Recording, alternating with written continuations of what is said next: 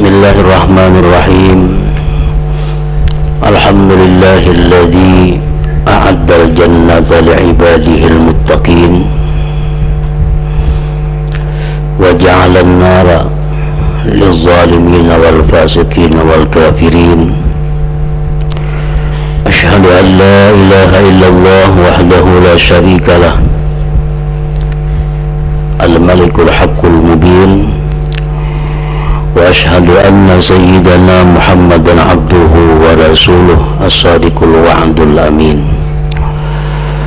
Allahumma salli wa sallim wa barik ala sayyidina wa habibina Muhammad wa ala alihi wa ashabihi wa dhurriyyatihi wa atba'ihi ila yaumiddin, amma ba'du. Yang kita hormati dan kita cintai para habaib, para alim ulama, para muhibbin, hadirin hadirat rahimakumullah. Senantiasa kita menghaturkan puji dan syukur kehadirat Allah Subhanahu wa ta'ala, yang mana dengan limpahan taufik dan hidayah serta izin dan inayah, kita pada malam hari ini dapat kembali berkumpul bersama-sama di majelis yang penuh berkah ini. Salawat dan salam kita haturkan kepada junjungan kita Nabi besar Muhammad sallallahu alaihi wasallam, dan kepada seluruh keluarga, para sahabat, zurriyat dan pengikut beliau ila yaumil qiyamah.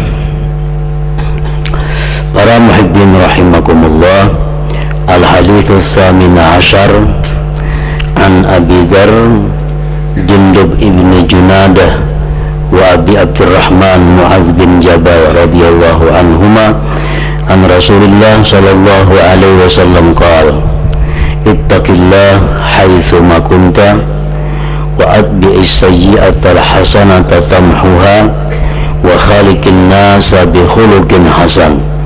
Rawahu Tirmidzi wa qala haditsun hasan wa fi ba'din nusakh hasanun sahih.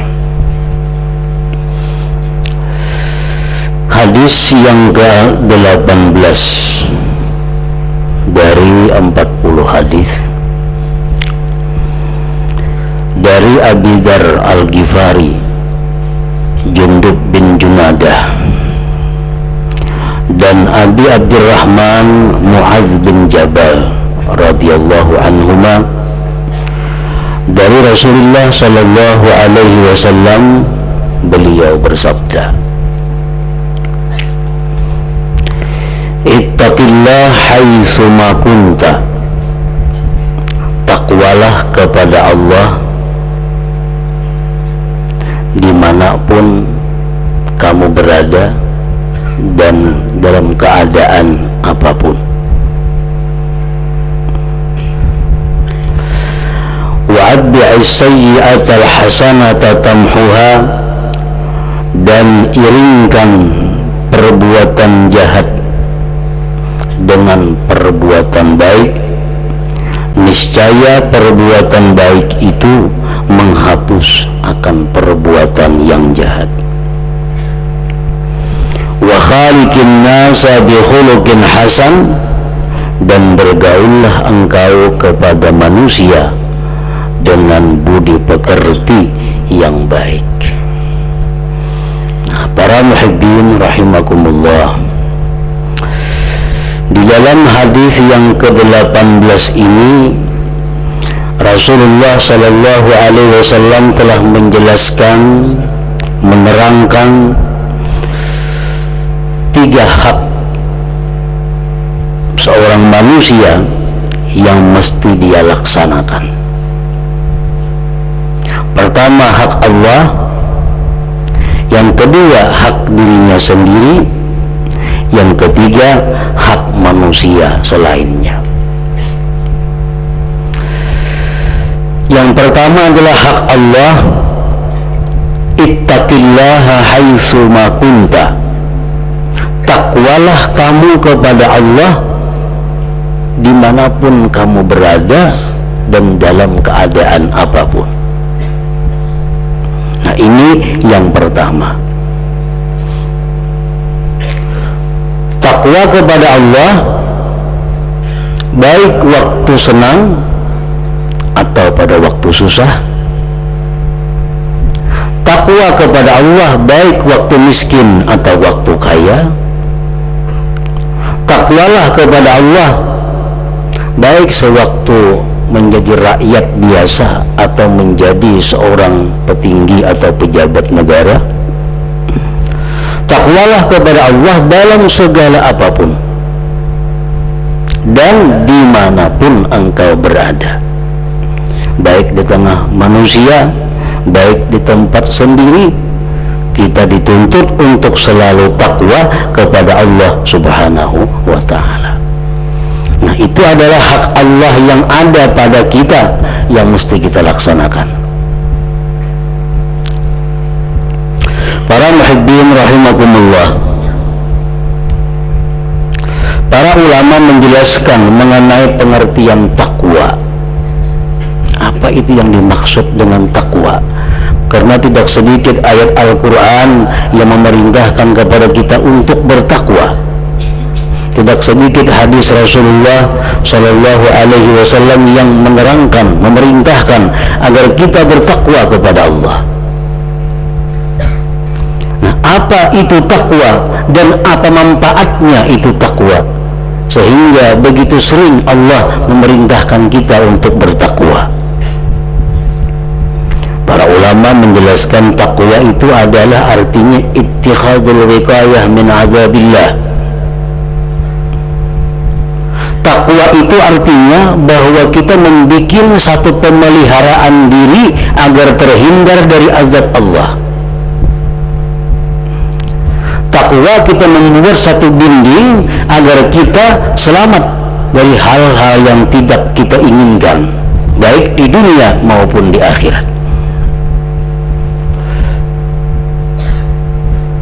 Ittikhadul wiqayah min azabillah. Dengan apa kita menjadikan dinding agar kita bisa terhindar dari azab Allah?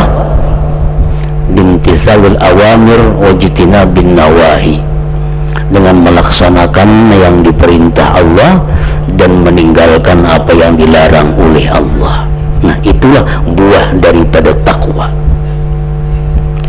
Bila mana kita melaksanakan apa yang diperintah Allah, kita mampu menjauhi yang dilarang Allah, berarti kita sudah membuat satu dinding.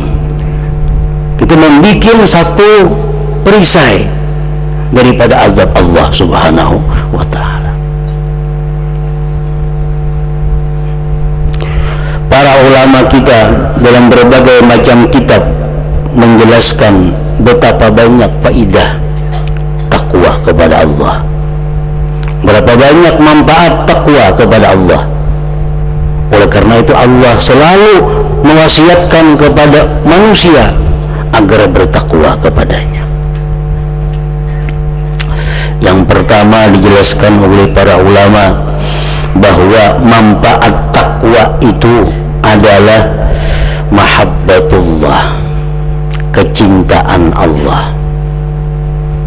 Apabila kita ini mampu takwa kepada Allah dalam keadaan apapun dan di mana juga pun, yang kita peroleh adalah satu, kecintaan Allah. Ini sesuatu yang sangat berharga, sesuatu yang sangat mahal apabila kita mendapat kecintaan Allah Subhanahu wa ta'ala. Allah Subhanahu wa ta'ala berfirman dalam surat Ali Imran 76, fa innallaha yuhibbul muttaqin. Allah itu mencintai orang yang takwa kepadanya. Nah, kalau sudah kita dicintai oleh Allah, maka bagaimanapun keadaan kita, pasti selalu bahagia, pasti selalu senang, baik di dunia ataupun di akhirat, karena kita sudah punya modal yang besar, punya modal yang kuat, yaitu kecintaan Allah Subhanahu wa ta'ala. Yang kedua, faidahnya takwa, qabulul a'mal, diterima ibadah, diterima amal perbuatan kita. Allah Subhanahu wa ta'ala berfirman, innama yataqabbalullah minal muttaqin, hanya saja Allah itu menerima ibadah orang yang takwa. Orang yang tidak takwa artinya tidak diterima Allah amal ibadahnya, karena itu kalimat innama, hanya saja artinya. Nah, oleh karena itu para muhibbin, Rasulullah dalam berbagai hadis menjelaskan bahwa Allah Subhanahu wa ta'ala tidak menerima ibadah seseorang yang di dalam perutnya ada sesuatu yang diharamkan Allah. Karena orang yang memakan yang diharamkan Allah itu bukan orang yang takwa. Dalam hadis yang lain beliau menjelaskan bahwa Allah tidak menerima sembahyang seseorang yang mana pakaiannya itu ada 1/10 daripada yang diharamkan Allah. Artinya kita nukar baju punya 100.000, ada 10.000 duitnya nang kada halal, 90.000 nang halal, nukar baju 100.000. Dibawa sembahyang, Allah kada menerima sembahyangnya. Kenapa? Karena ini kada takwa orangnya.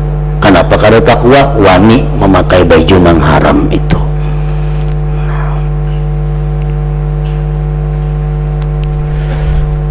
Kita suka menggibah, suka menyambati orang, lalu kita sembahyang, lalu kita beribadah, ibadah tertahan di langit pertama, ditolak, karena ini bukan ibadah orang yang takwa. Kita iri dengki kepada manusia, beribadah sebanyak-banyaknya, amal ibadah kita tertahan sampai langit yang kelima, kemudian ditolak karena ini ibadah dari orang yang bukan takwa. Nah, para muhibbin rahimakumullah, jadi hendaknya sebelum kita melakukan suatu ibadah, kita pastikan dahulu diri kita adalah orang yang takwa, agar ibadah kita itu diterima oleh Allah. Kita berdoa lawan Tuhan, jelas sudah doa kita kada kabul, doa kita kada diterima kalau sebelum berdoa itu kita masih belum masuk golongan orang takwa. Sembahyang kita, membaca Quran kita ditolak oleh Allah. Nah, jadi ini faidahnya takwa. Innama yataqabbalullah minal muttaqin, Allah hanya menerima ibadah orang yang takwa kepadanya.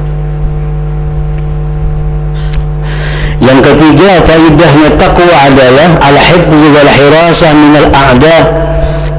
Kita terpelihara, kita ditolong oleh Allah dari kejahatan dan tipu daya musuh. Umpamanya ada berisi musuh,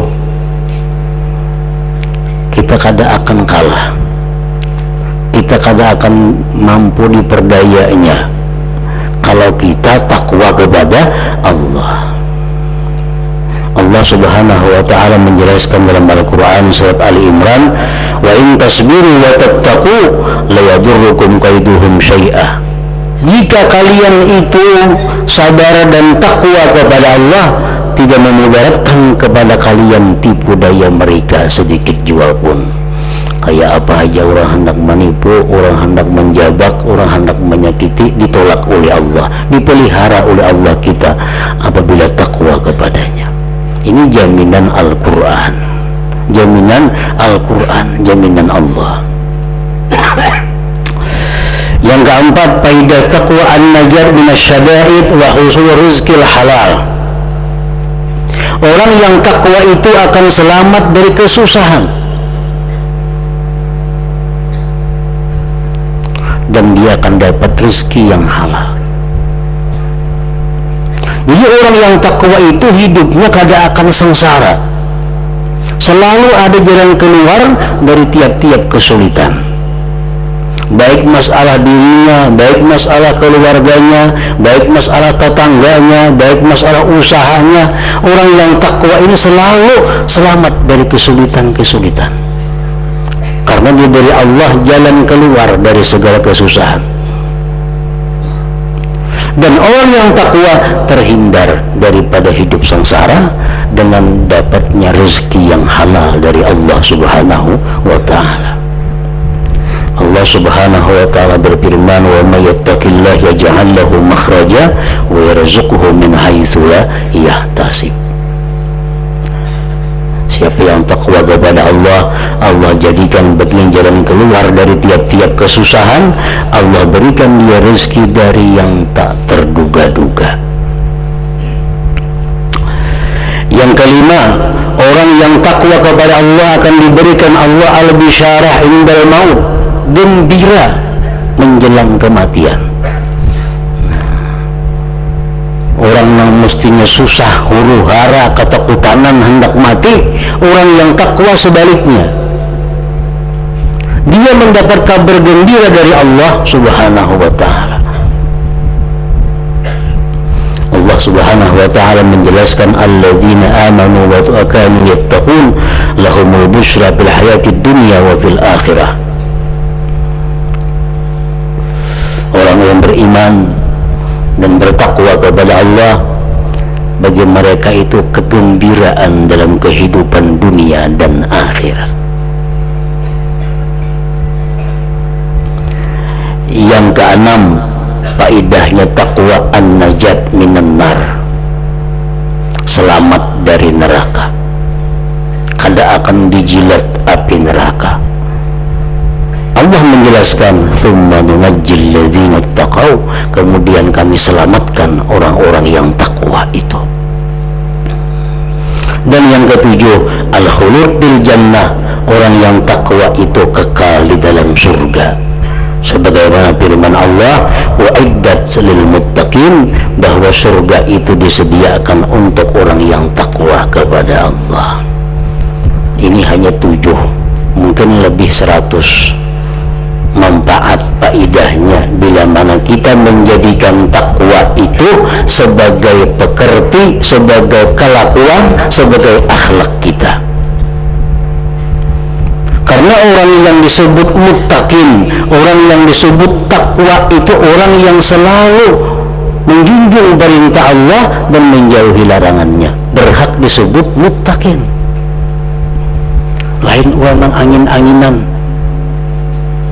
karena kada berduit rajin beribadah, bila sudah ada duit lupa kepada Allah, bila karena sakit ingat kepada Allah, sewaktu sihat lupa kepada Allah. Nah, ini bukan termasuk golongan orang yang takwa, karena takwanya ini takwa kada menatap, takwa kada menatap takwanya, sehingga kada bisa disebut muttaqin, orang yang takwa. Orang yang disebut sebagai muttaqin, orang yang takwa itu adalah orang yang menjadikan takwa pekertinya, menjadikan sifat dirinya, selalu menjunjung apa yang diperintah Allah dan menjauhi yang dilarang oleh Allah Subhanahu wa ta'ala. Nah, itu pertama pesan Rasulullah SAW, ittaqillah haitsu ma kunta. Takwalah kepada Allah dimanapun dan dalam keadaan apapun. Yang kedua, Rasulullah mengatakan, bersabda beliau, wa atbi'is sayyi'atal hasanata tamhuha, ikutkan kejahatan itu dengan perbuatan baik, niscaya perbuatan baik itu menghapuskan kejahatan.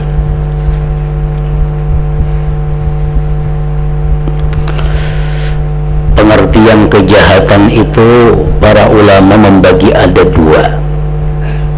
Ada kejahatan yang masuk dalam golongan kabair, dosa besar.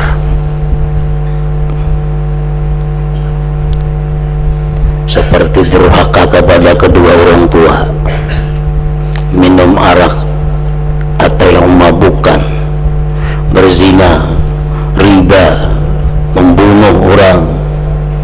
Itu contoh-contoh dosa yang besar. Ini kejahatan terhapus dengan perbuatan baik yang namanya taubah. Artinya kalau dosa-dosa besar itu kada ada jalan lain yang bisa menghapusnya selain tobat. Orang yang melakukan perzinahan berapa ribu rakaat saja sembahyang kada bisa menghapus dosa perzinahan. Orang yang melakukan riba beberapa ribu rakaat sembahyang kada akan bisa menghapuskan riba, karena itu termasuk dosa besar. Dan dosa besar la yamhuha illa taubah, tidak bisa menghapus akan dia kecuali tobat. Allah Subhanahu wa ta'ala dalam hadis qudsi berfirman, Ibnu Adam uzkurni an min awalin nahar sa'ah wa min akhirin nahar sa'ah aghfir laka ma baina dhalik illa al-kaba'ir aw tatub. Hai manusia, berzikirlah kepadaku di awal siang sesaat. Sembahyang subuh gitu Tuhan kita disuruh berzikir satu mat. Dan di akhir siang berzikir satu mat. Aku ampuni dosa-dosa antaranya kecuali dosa besar. Nah, itu mesti tobat kepada Allah.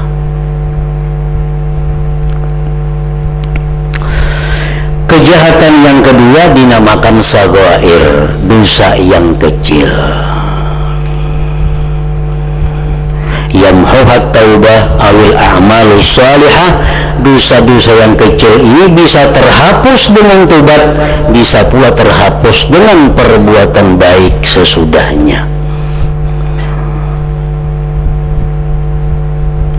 Rasulullah sallallahu alaihi wasallam bersabda, man qala subhanallah wa bihamdihi fi kulli yawmin mi'ata marrah huttat khatayahu wa in kanat mithla zabadil bahar. Siapa yang membaca, siapa yang mengamalkan subhanallah wa bihamdih 100 kali sehari, digugurkan dosa-dosa dari tubuhnya walaupun dosanya itu sebanyak buih di lautan. Dosa-dosa kecil.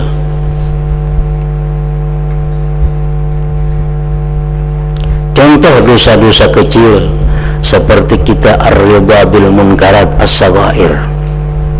Kita ridha dengan kemungkaran yang sagair. Itu dosa kecil. Mestinya kita dengan yang mungkar itu kada senang.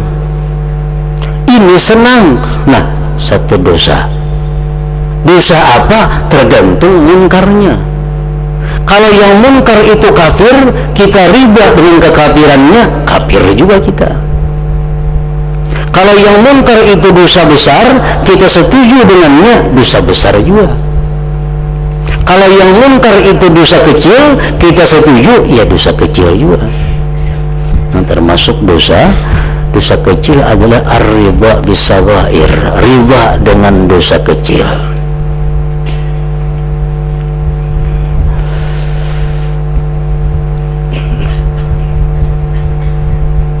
Kadang-kadang kita kadang melakukan satu dosa. Kita melarang istri kita memakai pakaian yang membuka aurat. Kita melarang anak perempuan kita memakai pakaian yang membuka aurat. Tetapi kita ketujuh melihat TV nang pemain yang membuka aurat. Ketujuh kita.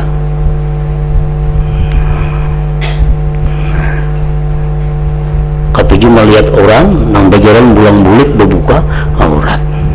Ini ar-ridha, setuju. Ini termasuk satu dosa yang seringkali kita kadang menyadari bahwa itu adalah dosa.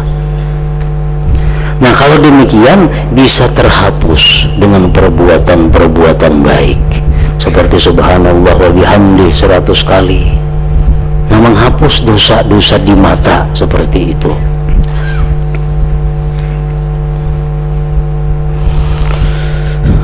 Rasulullah bersabda lagi, man qala la ilaha illallah thalatha marrat fi yawmihi kanat lahu kafaratun likulli dhanbin asabahu fi dhalikal yawm. Siapa yang mengata la ilaha illallah 3 kali dalam sehari, itu adalah menebus dosanya pada hari itu. La ilaha illallah, la ilaha illallah, la ilaha illallah 3 kali menghapus dosa pada hari itu. Maksudnya dosa-dosa yang tidak tergolong besar, nah, dosa-dosa kecil. Ini yang dimaksud oleh sabda beliau tadi, wa atbi'is sayyi'atal hasanah tamhuha. Para muhibbin rahimakumullah, yang ketiga pesan Rasulullah sallallahu alaihi wasallam, wa khaliqin nas bi khuluqin hasan. Pergaulilah manusia dengan budi pekerti yang baik.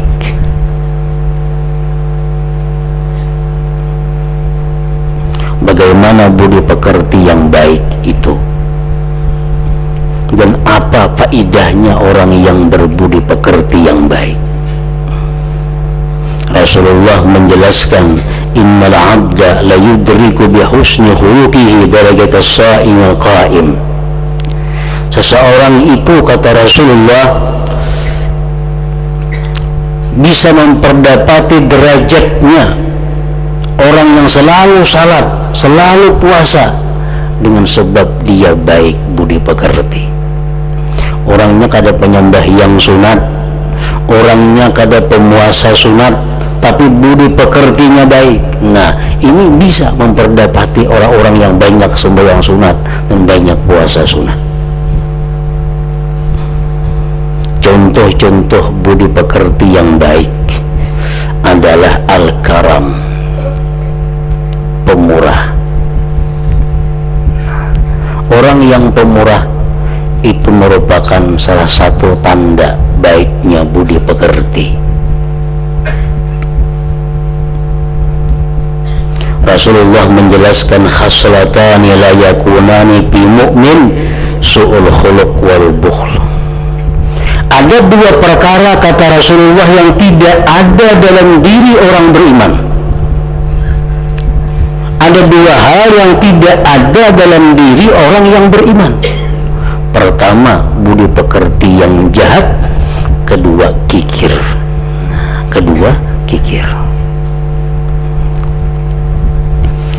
Yang kedua, tanda-tanda husnul khuluq itu adalah bastul wajah, manis muka.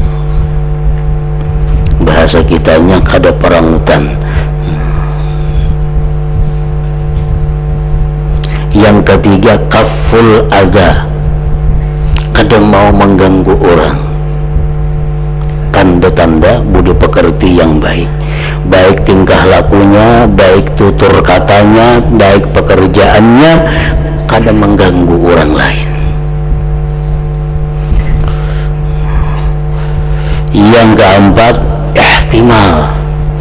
ihtimal ini artinya menyandang gangguan-gangguan orang, kadang melawani gangguan-gangguan orang, disariki orang, diapai orang, disandangnya, kadang membalas, apalagi menzalim. Nah, ini contoh-contoh yang baik akhlak itu. Sebagaimana diriwayatkan dalam beberapa kitab yang mensyarahkan hadis ini, ada seorang laki-laki mempunyai istri yang jahat budi pekerti. Artinya berisi bini ini budi pekertinya kada kau dikisah lagi. Hendak melapor lawan khalifah waktu itu, Sayyidina Umar bin Khattab. Nak melaporkan bini nih, pamamayan, penyarikan di rumah kada biris macam-macam.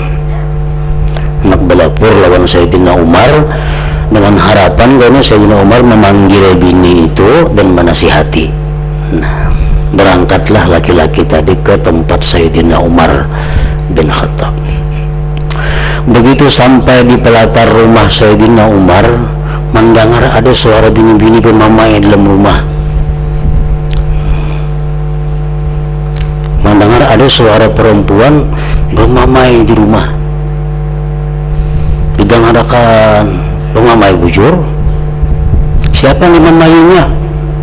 Dilihati, soalnya Sayyidina Umar dimamainya. Nah, Sayyidina Umar dekatnya manusia yang keras, manusia yang berani, gagah perkasa, dimamai oleh nang bini. Jadi ujaran yang laki-laki tadi, mana ini sahabat Sayyidina Umar dimamai nang bini, aku wajar aja dimamai bini kok. Bulik laki-laki tadi, kada jadi Sayyidina Umar. Sayyidina Umar ini merasa ada tamu nang bulik, didatangi si jin. Kenapa sih mau dibulik? Kenapa yang bulik? Ulun nak melapor lawan pian bini ulun kada baik akhlaknya. Setelah ulun sampai ke rumah pian kurang lebih yang bini pian. Lalu apa kata Sayyidina Umar bin Khattab? Beliau berkata, innaha tabbakhatun li ta'ami khabbazatun li khubzi ghassalatun li thiyabi murdi'atun li waladi wa laysa dhalika biwajibin 'alayha wa inni ahtamiluha lidhalik. Jadi Sayyidina Umar, itu istriku memasakkan aku makanan, mengolahkan aku roti, menapasakan bajuku, menyusui anakku, maharaguakan anakku, padahal itu kada wajib lawan inya. Nah, oleh karena itu setiap kali memamai aku sandang aja mamayannya itu. Walaysa biwajib. Nah, jadi praktik contoh Sayyidina Umar ini merupakan budi pekerti yang baik, ihtimalul adza, menyandang. Dengarkan. Tapi bini Sayyidina Umar ini bujur orangnya penyarikan nang bini, tapi bemasak rajinan, bertapas rajinan, namanya anak pintar, semuaan baik. Cuma sebutin aja pamamayan lawan laki masalahnya. Nah, para muhibbin rahimakumullah, dan disebutkan lagi tentang ihtimal ini. Syakik al-Balkhi atau al-Balkha ini, beliau ini punya istri, di samping pamamayan ditambah penguliran. Nah, kalau Sayyidina Umar masih baik si bini, rajinan aja walau pamamayan. Syakik al-Balkhi ini mana penguliran, mana pamamayan, sehingga keluarga beliau itu menyarankan kepada Syakik al-Balkhi supaya talikha, sudah bini pian itu cerai aja sudah, mana di rumah kada biris, mana pemungkungan kada baik. Apa jawabnya Syakik al-Balkhi? Ujar Syakik menjawab, in kanat sayyi'atal khuluq fa ana hasanul khuluq.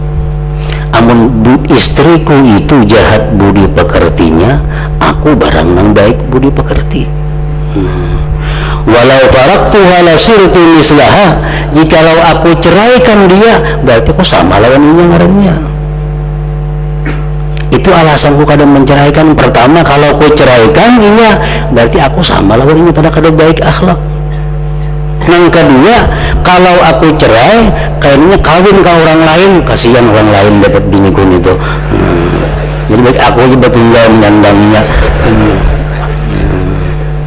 Nah, ini ngaran ihtimalul adza, menyandang. Min alamati husnul khuluq, tanda daripada baiknya budi pekerti seseorang. Nah, wa khaliqin nas bi khuluqin hasan. Nah, mudah-mudahan Allah Subhanahu wa taala selalu membimbing kita untuk selalu takwa kepada Allah Subhanahu wa taala, selalu bertobat dari segala dosa dan memperbaiki budi pekerti kita. Amin ya rabbal alamin. Ila hadrati النبي صلى الله عليه وسلم. الفاتحة. إياك نعبد وإياك نستعين اهدنا الصراط المستقيم صراط الذين أنعمت عليهم غير المغضوب عليهم ولا الضالين. أشهد أن لا إله إلا الله وحده لا شريك له وأشهد أن سيدنا محمدا عبده ورسوله. لا إله إلا الله نستغفر الله. لا إله إلا الله نستغفر الله. لا إله إلا الله نستغفر الله. لا إله إلا الله ونتوب إلى الله. لا إله إلا الله محمد رسول الله صلى الله عليه وسلم. فيا الرجل منه شفاعة صلوا عليه وسلموا تسليما. اللهم صل وسلم